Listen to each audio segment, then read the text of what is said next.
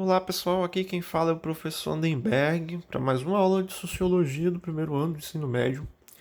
E a ideia dessa aula é um guia de estudo barra revisão, né, para orientar vocês, se vocês ficarem aí atentos sobre os conteúdos, as perspectivas centrais de cada conteúdo, as ideias centrais de cada conteúdo, para melhor vocês estudarem e fazerem uma boa prova de Sociologia, que se eu não me engano é quinta-feira agora, né? Galera, é o seguinte, vamos lá, vamos se situar, né? É...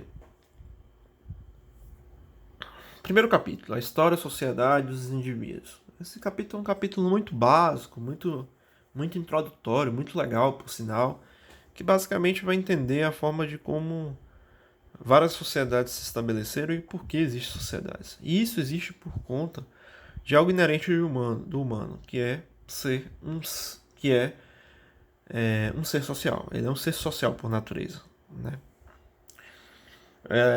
E passou por várias etapas dessas sociedades, né?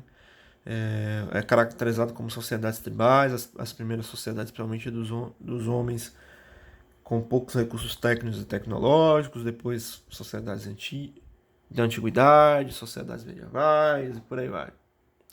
E cada uma teve suas etapas e as suas perspectivas e entendimento do que é indivíduo eram diferentes. Esse conteúdo aqui, ele vai observar de forma detalhada um outro elemento. Escolhas humanas, seus limites e repercussões. Quando o ser humano nasce, já encontra pronto valores, normas, costumes e práticas sociais. Obviamente por estar estabelecido em uma determinada sociedade. Também encontra uma forma de produção da vida material que se estrutura de acordo com determinados padrões sociais, econômicos e políticos. Muitas vezes não há como interferir e nem como fugir dessas regras já estabelecidas. Então, muitas coisas que nós indivíduos estamos inseridos e que nós reproduzimos, muitas das vezes nós reproduzimos, não porque realmente queremos reproduzir esses valores, essas perspectivas da sociedade que nós estamos inseridos, mas é porque nós não temos saída. Nós estamos nela e se nós não, se vamos assim, se nós não estarmos ligados a ela, estaremos excluídos dela. Então, como nós não queremos estar excluídos, como nós não queremos passar fome, como nós não queremos estar à margem, então nós devemos seguir as regras, vamos dizer assim, né? A vida em sociedade é possível, portanto, porque seus integrantes falam a mesma língua, são julgados por leis comuns e usam a mesma moeda, além de terem uma história e hábitos comuns, o que lhe dá um sentimento de pertencimento a determinado grupo. O fundamental é entender que o individual, o que é de cada um, e o comum é o que é compartilhado por todos. Se não estão separados, formam uma relação que se construiu com base nas reações e situações enfrentadas no dia a dia. Aqui vai falar sobre vários níveis de dependência entre a vida de cada indivíduo e o contexto social mais amplo. O quanto é complexo as relações. A sociologia ela tenta compreender essas relações, a socialização, a sociabilidade, os grupos sociais, as classes sociais, os indivíduos, os comportamentos, porque os indivíduos se comportam de uma determinada maneira, em determinadas circunstâncias na sociedade, por aí vai. Porque existem greves, porque existem manifestações, porque as pessoas se organizam em condomínios, porque as pessoas se organizam em palafritas.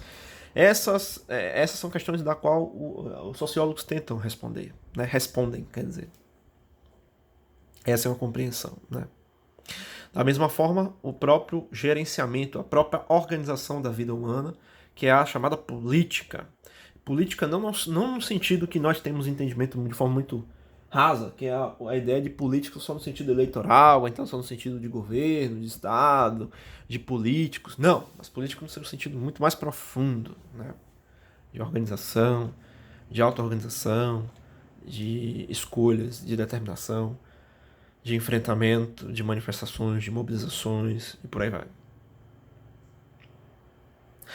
As decisões do indivíduo podem levá-los a descartar em certas situações históricas, construindo o que se costuma classificar como uma trajetória da vida notável. No entanto, ao se considerarem as características individuais e sociais, bem como os aspectos históricos da formação de cada indivíduo, torna-se necessário afirmar que não existem condicionamentos históricos ou sociais que tornam algumas pessoas mais especiais que outras, pois a história de uma sociedade é feita por todos os que nela vivam.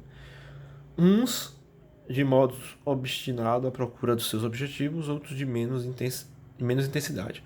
Mas todos procuram resolver questões que se apresentam no seu cotidiano, conforme os interesses do seu poder e influem nas situações. Vamos lá, as questões individuais e as questões sociais. Chamamos questões sociais algumas situações que não dizem respeito somente à vida social, mas estão ligadas à estrutura de uma ou de várias sociedades. É o caso do desemprego, por exemplo, que afeta milhões de pessoas. É uma questão social. Diversos grupos sociais. Violência é uma questão social. Desemprego é uma questão social. Emprego é uma questão social. Em série de outros elementos. Escolas, inserção de alunos em uma escola é pandemia, questão social também, vale lembrar. Há também situações que afetam o cotidiano individual e que são resultado de acontecimentos que atingem muitos países. Pode citar três eventos ocorridos em diferentes momentos da história, que tiveram repercussões em muitas sociedades. A crise de 29, que refletiu um colapso econômico e financeiro no mundo. A destruição das Torres Gêmeas, que deixou um alerta à população acerca dos ataques terroristas. Né? E a crise recentemente da financeira de 2008, que tem seus impactos até hoje. Você vê que muito está atrelado a questões econômicas, né? O quanto reflete, né? Basicamente, o quanto reflete nos indivíduos e nas questões sociais, nas relações sociais. Basicamente, esse primeiro capítulo. Segundo capítulo, socialização, já vamos a entender mais um pouco das práticas e o entendimento de por que a sociologia estuda os indivíduos e a sociedade, né? E vice-versa. Capítulo 2, socialização, como nós tornamos parte de uma sociedade. Em todas as sociedades, os indivíduos se relacionam levando em conta determinadas normas e assim formam um grupo. A sociologia dispõe de um conceito importante para definir o processo pelo qual os indivíduos formam a sociedade A sociologia dispõe de um conceito importante para definir o processo pelo qual os indivíduos formam a sociedade e são formados por ela. O de socialização, ou seja, o processo de interiorização de normas e valores da sociedade em que se vive. O processo de socialização começa na família, lá no início, chamado os primeiros contatos primários, viu, galera? Passa pela vizinhança e pela escola e continua através dos meios de comunicação. Inclui o convívio com os moradores do bairro, o grupo que frequenta o clube ou participa das festas populares dos habitantes da cidade em que nasce ou vive. A imagem que melhor ilustra esse processo é de uma imensa rede tecida por relações sociais que vão se entrelaçando e compondo diversas outras relações e estruturas até formar a sociedade. Cada indivíduo, ao fazer parte de uma sociedade, insere-se em múltiplos grupos e instituições que entrecruzam, como a família, escola, amigos do bairro, etc. Essa multiplicidade e heterogeneidade de grupos dos quais se participa cria uma complexa rede de relações que dão múltiplas e torna-se individual. Por isso, cada um vive suas próprias experiências, que podem ser semelhantes ou diferentes das experiências de outras pessoas. O que todos é comum. Vai lembrar que o ser humano é um ser racional, então isso é algo fundamental para a compreensão das suas relações sociais, né? Em sua predominância, principalmente através da comunicação. O indivíduo chega ao mundo que já está pronto, com o qual passa a ter uma relação de total estranheza. A criança vai sentir frio e calor, conforto e desconforto, sorrir e chorar, enfim, vai começar a se relacionar e conviver com o mundo externo. Nos primeiros meses de vida, vai aprender a conhecer seu corpo, seja observando e tocando parte dele, seja se olhando no espelho. Nesse momento ainda não se reconhece como indivíduo, pois não domina os códigos sociais. É um bebê, um ser genérico. Com o tempo, a criança percebe que, aí vai falando das etapas, né? A criança percebe ao seu redor, no primeiro momento, depois o convívio com os pais, depois os parentes, a escola, os colegas, os vizinhos. começa a distinguir o que é amigos e família, começa a ter um entendimento do que é próximo e não próximo, vai distinguir o que é contato primário, contato secundário. Esses são os iniciais da socialização, né? Tá bom? A diferença do processo de socialização. Entender a sociedade significa saber que há muitas diferenças no cotidiano dos indivíduos e que é preciso prestar atenção nelas. A experiência de nascer e ser socializado pode ser radicalmente diferente de um país, estado ou cidade para outro, de uma família para outra, de um período histórico para outro. Essas desigualdades promovem formas diferentes de socialização. A socialização, ela não... vamos dizer assim, a socialização são várias, são as socializações, né? Não é só a socialização. E ao tratar diferentes, é urgente relacioná-los em um contexto histórico. Isso é fundamental. A compreensão das práticas de socialização da década de 50 não é a mesma dos dias de hoje. Isso é notório nós estarmos sintonia. É por isso que a sociologia precisa da história para entender como é a prática de socialização, como eram os homens, os indivíduos, as práticas de sociabilidade, a formação da sociedade, o entendimento do que era determinadas pautas naquele contexto para falar sobre aquele contexto. Então a sociologia e a história dialogam nesse sentido, né? Aí vai falar um pouco da noção de tecnologia. Olha lá, ó, orelhões. Hoje em dia nem se utiliza mais isso, hoje com os smartphones, não é isso?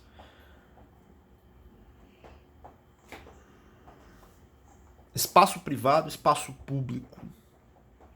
Algo que foi construído pelas práticas de socialização. Espaço público e espaço privado, né? Mesmo considerando essas diferenças e outras tantas que poderiam ser mencionadas, há normalmente um processo de socialização formal conduzida por instituições como escolas, igreja, Estado, e um processo mais informal e abrangente que acontece inicialmente na família, na vizinhança, entre outros grupos e por aí vai. A família é o espaço privado, né? Dá para distinguir isso. E o último capítulo, o capítulo 3, Sociologia e a Sociedade dos Indivíduos, vai entender o que os três principais, né, pioneiros do que hoje a gente conhece como sociologia entendem sobre indivíduo e sociedade. Né? Marx vai fazer uma compreensão do indivíduo e a sua constituição e suas práticas de socialização na medida em que há um processo de condicionamento, condições materiais da existência humana. É nesse sentido que ele vai entender isso. Olha lá, ó. Produzir as condições materiais da existência, o ser humano elabora sua consciência, seu modo de pensar e conceber o mundo. Isto é as explicações, as leis, a moral, a religião e uma sociedade. Para Marx, pessoal, os indivíduos e a sociedade ela é constituída nessa perspectiva.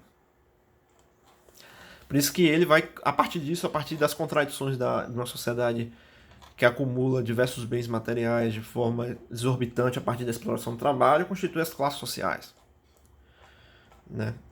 Durkheim ele já tem um olhar positivista, um olhar de cima, não é um olhar intrínseco do que é o indivíduo e a sociedade, mas é um olhar, vamos dizer assim, é a mesma coisa, a análise de Emile Durkheim é pegar uma câmera e pegar uma câmera de cima e tentar observar a sociedade de cima, tá bom?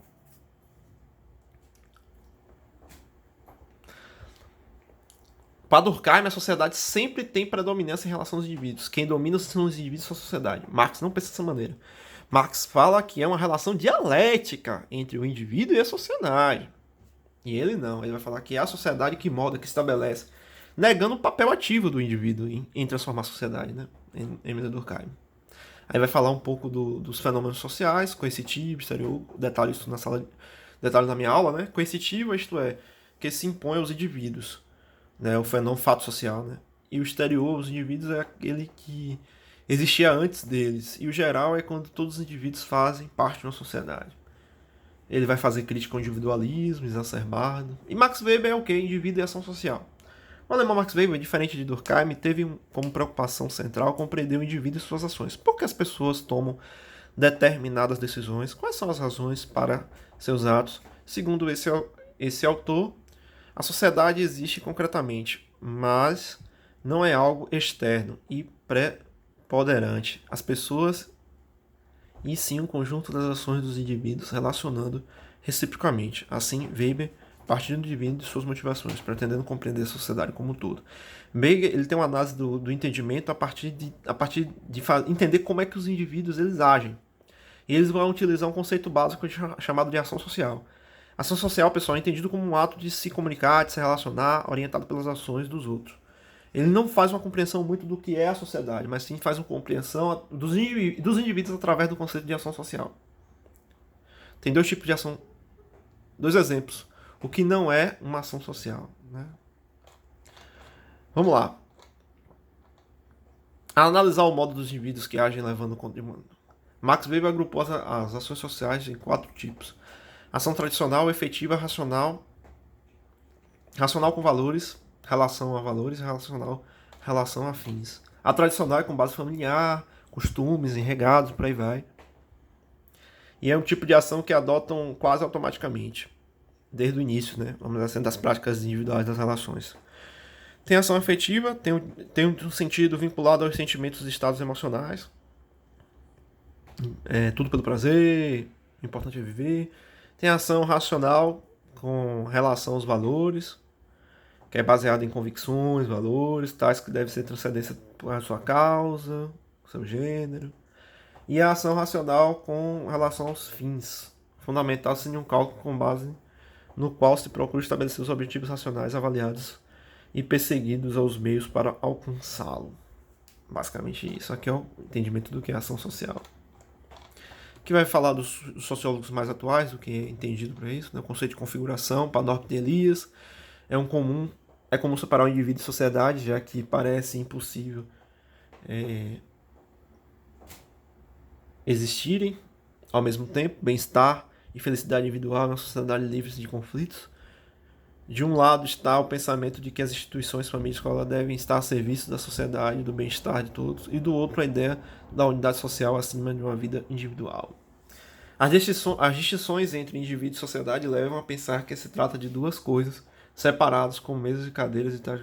Ora, para Elias, em seu livro Sociedade dos Indivíduos, é somente nas relações e por meio delas que os indivíduos adquirem as características humanas, como falar, pensar e amar, e é importante declarar que só é possível trabalhar, estudar e se divertir em uma sociedade que tem história, cultura, educação, mas não isoladamente. Para explicar melhor o que afirma, superar essa dicotomia entre indivíduo e sociedade, Elias ele vai difundir um conceito chamado de configuração. Né? É uma ideia de que ajuda a pensar nessa relação de forma dinâmica que acontece na realidade. Para ele, configuração é a teia das relações dos indivíduos interdependentes que estão ligados de diversas maneiras e em vários níveis pelos quais perpassam as relações de poder. Essa é a compreensão de configuração.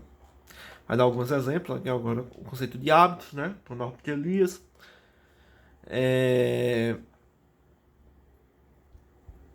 Ele afirma que o destino de uma nação ao longo de séculos fica sedimentado no hábito de seus membros. É algo que muda constante, mas não rapidamente. E é por isso que há um equilíbrio entre continuidade e mudança. A preocupação de Pierre Bourdieu é de retomar o conceito de hábitos. Era a mesma de Elias, ligar teoricamente indivíduos à sociedade. A questão fundamental era mostrar, pessoal, a articulação entre as condições de existência do indivíduo e as formas de ação e percepção, dentro ou fora dos grupos. Dessa maneira, o seu conceito de hábitos é a que articula práticas cotidianas, a vida concreta dos indivíduos, como as condições de classe de determinada sociedade, ou seja, a conduta dos indivíduos e as estruturas mais amplas, funde-se as condições objetivas com as subjetivas. Hábito é estruturado por meio das instituições de socialização dos agentes. E é aí que a ênfase na análise do hábito deve ser colocada. Então é basicamente isso. Eu espero que auxilie. Eu vou falar uma coisa que eu tinha comentado na aula de filosofia. Percebo que as pessoas estão vendo muito pouco. As pessoas estão vendo muito pouco as videoaulas, muito pouco mesmo. Isso vai ser trágico aí para as avaliações que vão ocorrer nesses períodos aí de aulas distantes, videoaulas. E eu quero que você retomem, assistam as aulas lá do início, vejam com atenção, façam as anotações no caderno. Estudem, pessoal, estudem. Mesmo estando em casa, mesmo em uma situação agora delicada, as coisas não pararam, as coisas continuam, tá bom? principalmente o conhecimento. O conhecimento é incessante. É possível hoje nós estudarmos, pesquisarmos na frente de um computador. Então, vamos usufruir disso. Vamos agradecer por isso. Então é basicamente isso. Essa foi a aula de guia, de revisão, guia, de estudo, revisão, algo bem básico, bem rápido, né, das ideias centrais, para melhor vocês estudarem, mais terem entendimento para elaborarem e fazerem a prova. Então é basicamente isso, pessoal. E até mais, até a próxima aula. Tchau, tchau.